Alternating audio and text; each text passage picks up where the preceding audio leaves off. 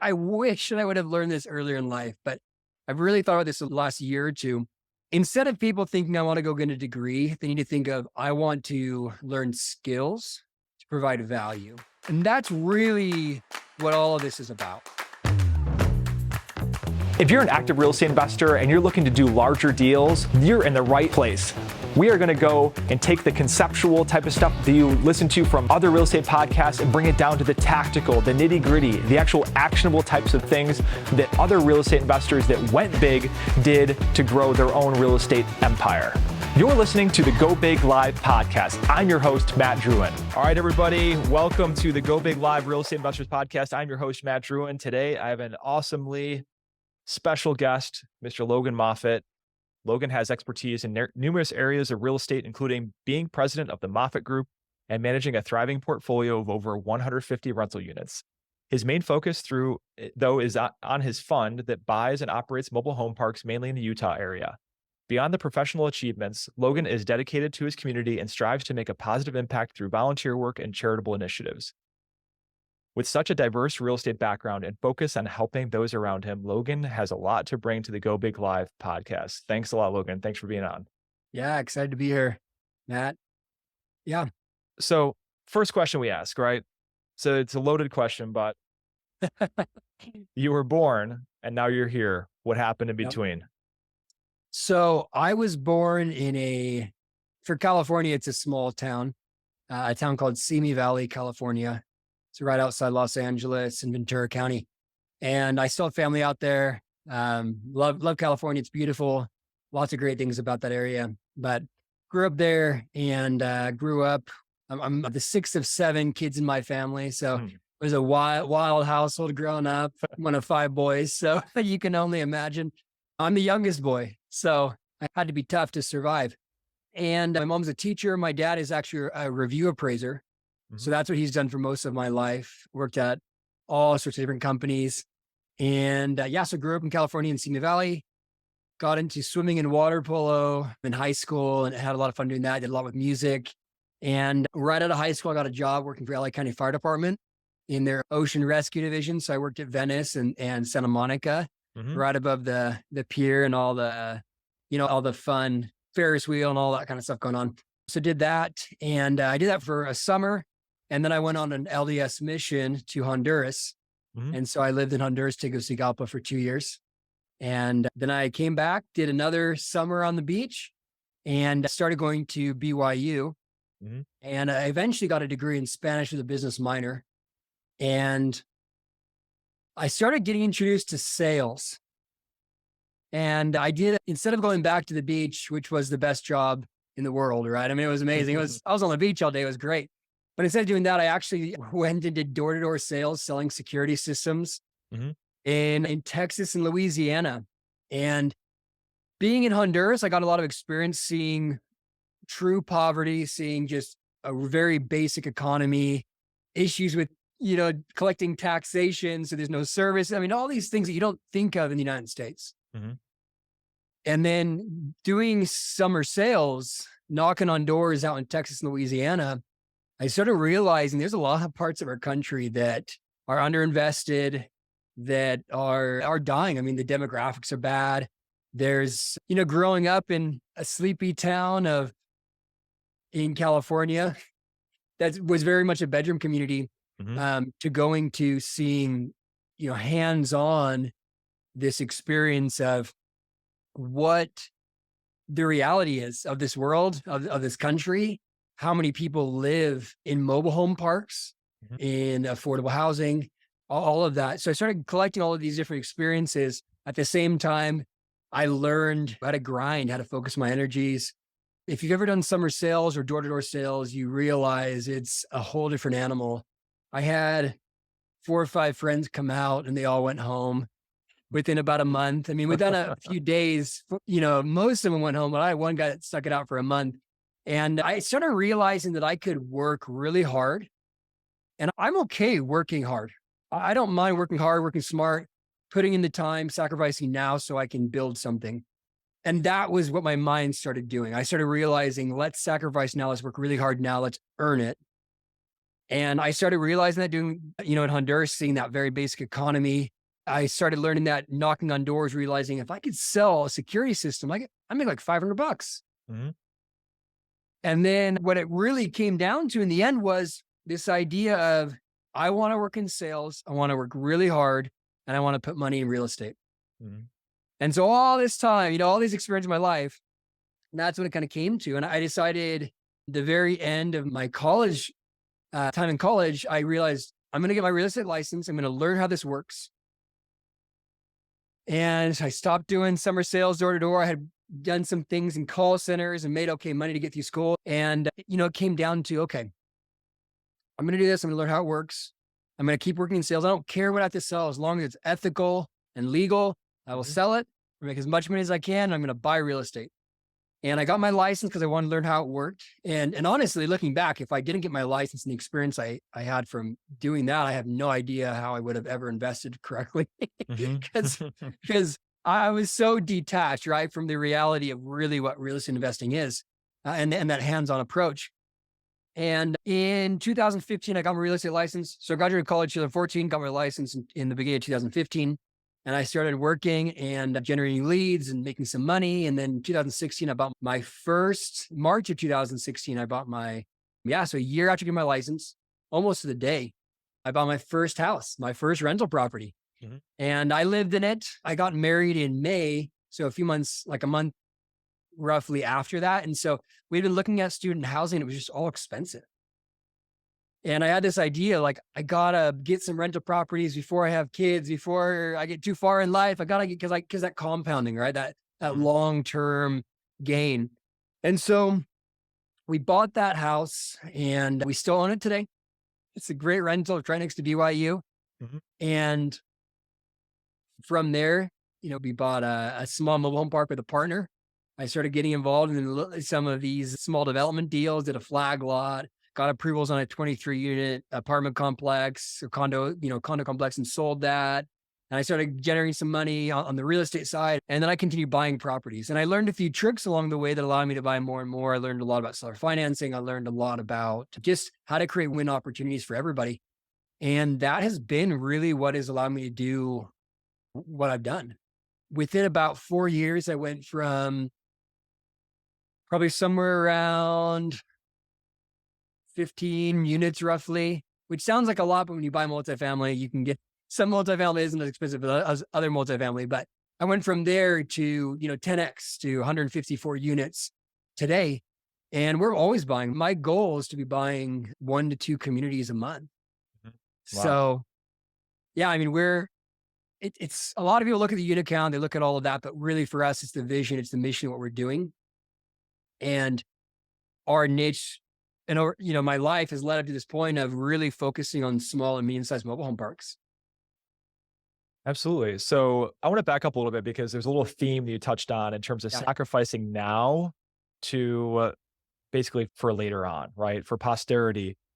A lot of times we think of we're sacrificing now, and I like to look at things like money wise, right? Like we always, Yeah. we're always aware of compound interest on money, but I really believe that there's a compound interest on effort and units of effort that you put into it. So, because those units of effort you come in, they may not have an immediate, Mhm. demonstrable, instantaneous payback right now, but you're really making those deposits that are going to earn you dividends in the future.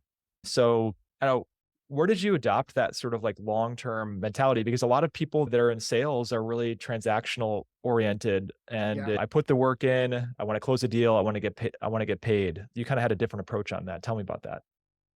Yeah, I have a few memories growing up that really stick out to me. One of them is growing up, being one of 7 kids. We didn't always get the newest things. And looking back, I mean, it was fine, right? Because it instilled certain values in me, but it also created this hunger and this fire, right? I also, this is a little bit more silly, but I have this memory of this book in elementary school that was about compound interest. I Mhm. just, I don't know what was wrong with me as a little kid, but I just thought, man, this is great. I'm going to be a millionaire. And this, I guess, interest in money. And so I still remember that book. I still remember the compounding interest over time. I remember these memories of not getting a scooter. We got an N64, but I mean, that was like the highlight of my life, right? And in college, I think is when I really started realizing that people that made a lot of money made money owning businesses. Mhm. And I had a hard time having respect for my professors because I'm taking these business classes and I'm like, if you're so good, why are you here? Mhm. Because your business is selling us textbooks, right? I'm just kidding. But I mean, but Expensive textbooks. expensive textbooks, right? And I think really what it's come down to is this focus. And I wish that I would have learned this earlier in life, but I've really thought about this the last year or two. Instead of people thinking I want to go get a degree, they need to think of I want to learn skills to provide value. And that's really what all of this is about. That's really that compounding effect you talk about, that momentum. When you build a business, you create leverage over time. If Jeff Bezos woke up tomorrow and Amazon hadn't been a thing, it would still take him a while to create it, even with all the experience and knowledge he has. Mhm. But he has all those skills now, so he could do it a lot faster. Mhm. That's that whole example when people talk about if I lost it all, what would I do? Yeah. And I mean, when you think about it, if you're only worried about what you can lose material things, you can always figure out how to get it back. And you can always scale bigger. And part of it too is having guts to be able to do things. In real estate investing, it's very common, the analysis paralysis, even when something seems like the best deal ever. Mhm. And, my first mobile home park that I bought, I had people that said these numbers seem too good to be true. Mhm. And you do your due diligence, you do the best you can, and you're honest with yourself. If you do that and the numbers are good, go for it. Mhm. But people today, they would rather get paid $20 an hour than learn skills that would pay them millions of dollars a year. Mhm. And that's the problem with our society now. I mean, even when I hire people, I ask certain questions, kind of probing to see what they're going to say. It's always interesting when people try to ask for more per hour. And I'm thinking, you should figure out how you can make more by completing a project by adding value. Mhm. Figure out how you can take some risk to get a higher reward. But everybody wants to just say, oh, I have a big salary. And they want to live with it that way. So Yeah. No, absolutely. Absolutely. So I want to get into dissecting this case study deal that we yeah, talked about, because we mentioned it in the green room. So I want to get into that. So tell me about because, our target audience with this podcast are experienced real estate investors that are looking to swim upstream into larger yeah, commercial deals, and those deals that are kind of a stretch that seem outside of the realm of possibility. So tell us about that first deal and where you yeah. first found it and the origin of it. Yeah. So people don't believe me when I talk about how I find these deals, but it all comes down to consistency and checking the places that you found deals, or you think you find deals every day. Mhm. I found it on Facebook. There was an agent or like a Utah investors group, and somebody asked the question, where do you find or how do you sell a mobile home park? Mhm. That's all they asked. How do you sell a mobile home park? And I was very interested because I had owned one at the time with a partner. And I thought, man, this is interesting. Mhm. And so I started, I had done some seller financing previously on other transactions, mainly in the development space, where you're just like, you're utilizing the property to be able to do things. And like, that's a form of seller financing. So Mhm. I had some experience in that, but it was on Facebook. It was that question. And I started talking to him, and it turned out his brother wanted to sell a mobile home park. Mhm. And that's all I knew up front. So I met with the brother. We sat in his way, way too nice truck. Mhm. I'm still good friends with him because I pay him every month. And we're sitting in his truck and looking at this mobile home park. And I'm like, man, this thing is thrashed. But Mhm. I looked at it and I thought, there's opportunity here. It's located in a very good location. It's the only affordable housing in the town that it's located in, a county where the median home price at the peak was like 770, which is very high for Utah. And, there it is, just hanging out, sitting there. And this seller, the issue that they were running into was it was on a well. And because there were 10 units on the well, based on the projected census data per unit, they said, well, you have so many people living on your well, regardless of who actually is living there. Mhm. Based on census data, because they're regulated by the EPA, so it's always going to be federal stuff, right? Yeah. You have to bring your well up to compliance, and you need to become a public drinking water company. Okay. So I own a public drinking water company. And since I bought the park in 2020, I've been going through all of the steps to become fully compliant. And we actually just overcame a couple of days ago, probably the largest hurdle of all of it, and got an operator in place. And I was able to hire an operator. I didn't have to go get the license myself. hmm That time thing, right? Where I'm like, is that worth on these 10 units? Is that worth taking a test and having to study and do all this stuff? So I was able to find somebody, found a list, and just had my assistant call through every single one of them. And we did it. But that was the pain point for the seller. They were worried the state was going to shut them down because they have some really sharp teeth. And so I didn't know what I didn't know, but I had worked through those items that needed to be addressed with certain people before I made the purchase. I still didn't know what I was getting into. Now I feel much more confident in it. But the government, in this case, the Department of Drinking Water, wanted to help to bring this. They wanted this to be a compliant well. It's really bad for them to have non-compliant wells. We were like half of a unit over the population. And so I was like, should I get rid of a unit or what do I do? But we were able to figure it out. But because of that, I was able to get amazing financing terms. So, I mean, as someone who's willing to put in the work and sacrifice, that's what I'm looking for in my deals. Yeah. So this is one of those things that was seen as a pain point by the seller, and that like, I don't want to deal with all this compliance and paperwork and all this stuff. So that's kind of like where your in was on adding the value with this deal, was by saying, I'm going to figure this out. So let's talk about the numbers here. So was this 10 pads, 10 homes? What was the size of the park? Yeah. So the size of the park, it's not a huge community. So when I bought it, there was a home and 7 mobile homes and 2 RV spaces that were occupied. Okay. So fast forwarding to today, there's still a home, and then there's 9 mobile homes that are there. So I got rid of the RVs, and we've gone and made improvements by painting trailers. I actually just brought in a new home. We had a fire in one, so I took that out and brought in a brand new home. I own all the homes, so I started seller financing them. Yeah. To the tenants that were renting them. So I was able to get between $300 and $500 more per month per space by seller financing the homes, because the rents were extremely low. Overall, the rents were about $5,600 when I bought it. We're pushing $16,000 today. Wow. Through the seller finance terms and all of that. And I purchased this with 0 down. So there's nothing out of pocket. He paid his title fees. I paid my title fees. It was $1,200. And we were able to just work on it. I'm not like a math whiz or anything, but I can look at some pretty basic numbers and make some good decisions. But then I've also been reinvesting back into the community. We've spent a lot of time cleaning up. I've probably the equivalent of 50 dump trailers out of there. Wow.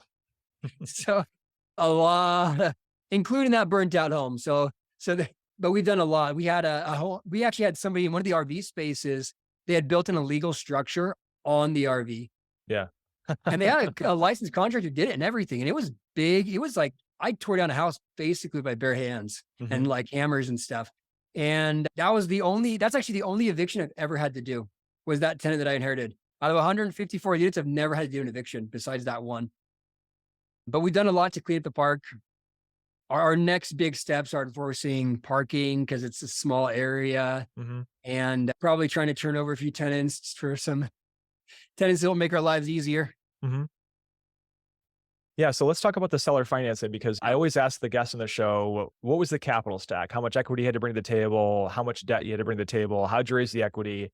How'd you place the debt? So this was a seller finance deal with 0 down. Walk us through how that conversation started. Was this the seller that said, hey, Logan, I'm interested in holding the mortgage for you? Or was this something you had to kind of parlay into a conversation in discovery with that seller to come to that term? Yeah. So with seller financing, you always want to figure out what the pain point is. And the big thing on this was the state had been sending him letters and letters about this compliance. And they weren't, I mean, he had another full-time job, right? So this was just like a side thing that he was doing. He bought it from his uncle, that kind of thing. His uncle seller financed it to him. And, I had just talked to him and I said, hey, you got this well issue. It's going to be basically impossible for somebody to buy this with financing with this issue. Mhm. So, or buy it.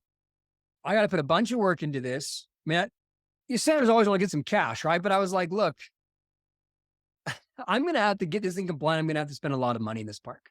Mhm. So I want to put that money in the park and I want to strengthen your collateral Mhm.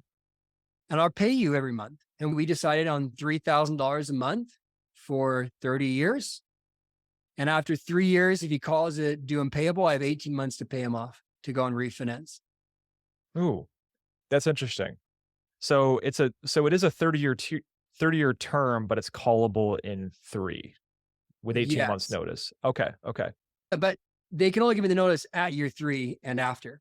Okay. The reason why I did that, there's a few reasons, but the biggest reason is I want to discourage him from making a quick decision.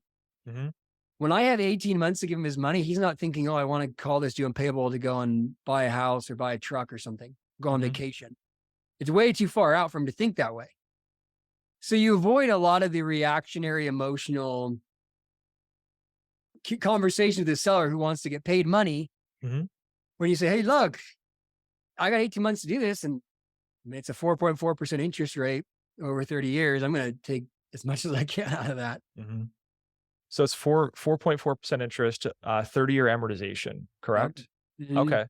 So during this experience, because seller financing always comes up, I mean, I have students that buy vacant commercial properties, and vacant commercial properties are not financeable, they're not bankable. So how do you parlay this experience into how you approach seller financing today? Yeah. Is there a script? Is there a script that you use? Is there sort of an order of operations when you start going through that discovery process with the seller in terms of what their needs are? Yeah. So it really depends on the seller. I mean, that's the secret to all of this. If you can come to some type of understanding with the seller of what's important to them, Mhm. you only have so many variables to play with. I'll give you an example. So we just bought a mobile home park last month in the fund, and I created the fund so I wouldn't have to pass upon good deals if Mhm. it was a capital constraint. So that's why I created the fund. So Mhm. now I can buy as many parks as I want and not pass up on good deals. And this deal, it's a community that I bought in Utah County. It was on the market on the MLS. And with mobile home parks, it's very nichey. So a lot of people, because they're on bigger pockets, they're like, oh my gosh, I got to buy a mobile home park. Brandon Turner says they're the best. And so they're like all excited about it, but they have no idea what they're doing. So they get cold feet really fast. So the first thing is like, I watch and I let them know I'm interested, but I wait. I want to be the one that they go to when they don't feel like they can sell it. Mhm. And that's with the small and medium sized mobile home parks, that happens a lot. I was the 4th buyer on my first park I bought. 3 Wow. had canceled before. So on this deal, we closed it in about 2.5 weeks. We did it very quickly, but the seller was so focused on paying off debt. They were willing to do just about anything and they want to do it fast. And they didn't want to wait for a bank loan. They didn't want to, I mean, I have a multiple offer spreadsheet. So I Mhm. give them options and they pick. Yeah. They were so fixated on getting $300,000 in cash because they wanted to pay off debt. They were Mhm. so fixated on that. They threw everything else out the window. Yeah. So the loan it is a 3-year loan with an option to extend for another 6 months, 0% interest. We gave them 300,000 down and we're paying them 4,500 a month. Mhm. When you put the debt pay down into the equation, we bought it for 900,000. We actually got it even discounted, which Mhm. is, I mean, they were willing to do anything for that. So I Okay. found their pain point and we made the deal work for the investors. When we put the debt pay down into the equation, it's a 53% return annualized Wow. over 3 years, each year. Mhm. And I don't think people realize people are so fixated in seller financing of doing 0 down, they miss out on a lot of opportunities.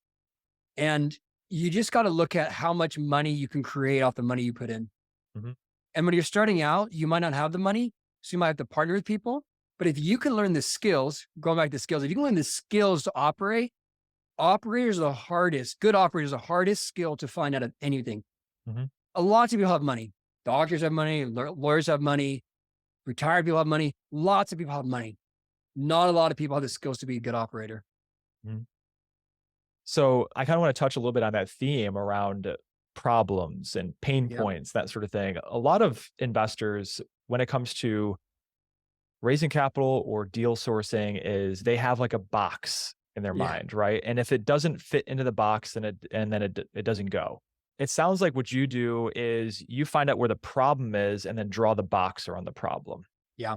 And I think that is really important, not only in terms of dealing sellers, because it is a sales process when you are, especially dealing with off-market deals. These people are not necessarily motivated to sell, not all the time, but it's a process of discovery, which is important to the sales process in terms of finding what those motivating factors are, what's most important to the seller.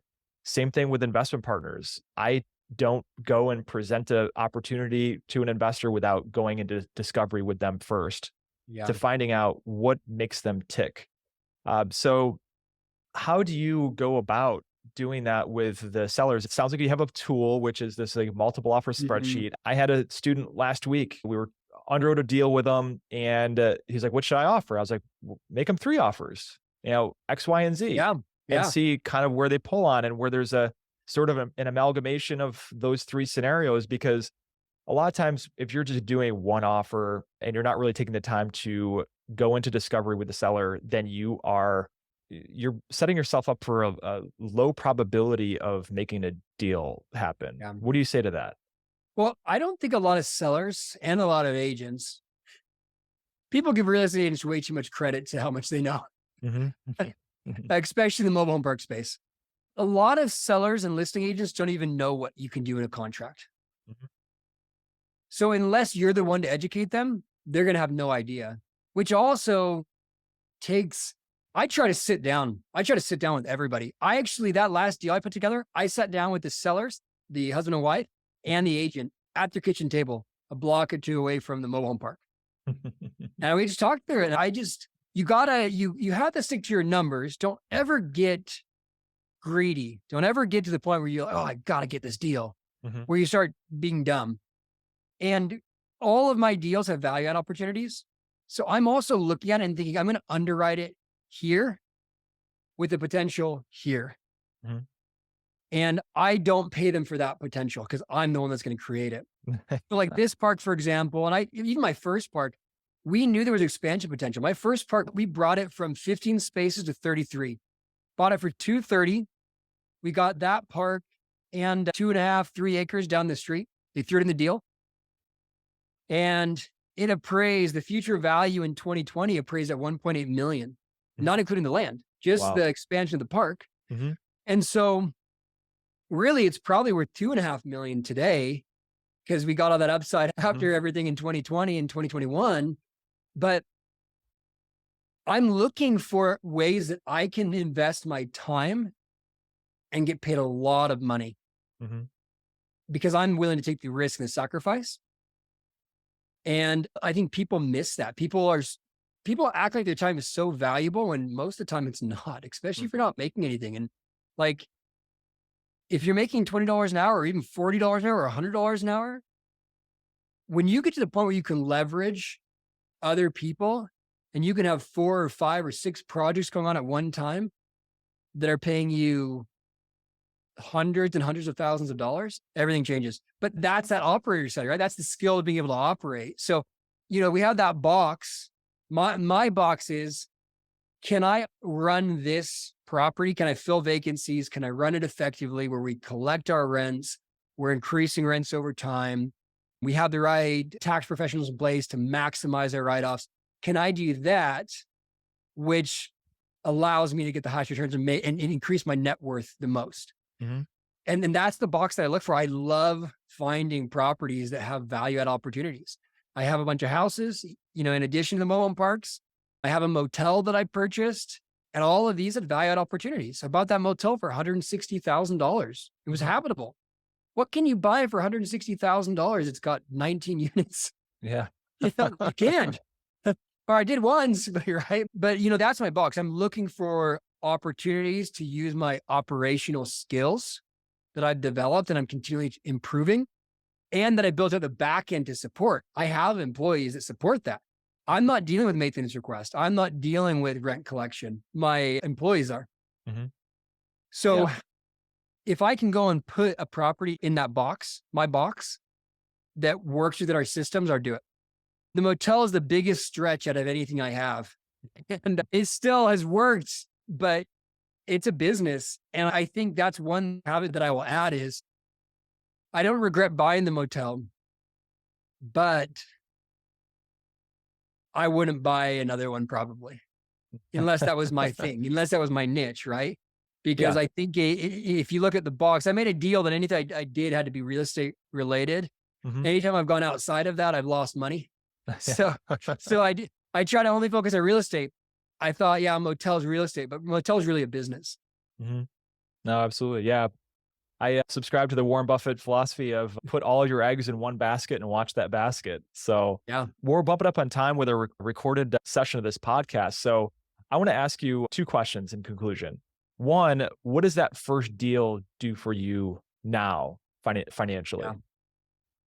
So our expenses are between $65,000 and $80,000 a year, including the mortgage payment. And it'll bring in around $200,000 this year On that one deal. on that one deal that was zero down seller financed. And I use that money to help run, put in some of my other deals. Mm-hmm. That's where I say, wake up, people. If you are looking to scale to financial freedom, which is probably the most expensive financial goal you can possibly imagine, commercial is the way to go. Yeah. So that being said, Logan, I have to ask you our last question. And for those that are experienced in real estate that know they have to go big to achieve those things, what is sort of your parting words of advice for them? The most important, or I say two things, the most important focus where you can put your energy is learning those skills and having the guts to actually do something. Because I know a lot of people who have graduated with fancy degrees and they're very smart, but they don't have any guts. Mm-hmm. And they won't do any deals, or they'll be extremely conservative. So they get a couple houses, they get 10 houses over their entire career and act like that was a big deal. If you learn the skills, you focus your energy like a laser beam, Mm-hmm. and you move, you actually act and take risk, calculated risk. 10 units is nothing. You're talking about thousands of units. You're talking about life-changing wealth that you can create something so big, your grandkids can't even screw it up. Right. Well, on that note, Logan, I want to thank you very much for being on the show. And if you are listening to this podcast right now and you want to get on the live Q&A session, which we're going to have with our live studio audience, our live virtual studio audience, please make sure to join our Facebook group, the Go Big Live Real Estate Investors Group on Facebook. We can get direct access to esteemed guests like Logan Moffett, guests we had before, Reed Goosen, Stephen Libman, Gino Barbaro, just super amazing people that are operating at a high level in the real estate industry. So definitely make sure to join that, and we'll talk to you soon. Thanks, Logan. I appreciate it. Matt.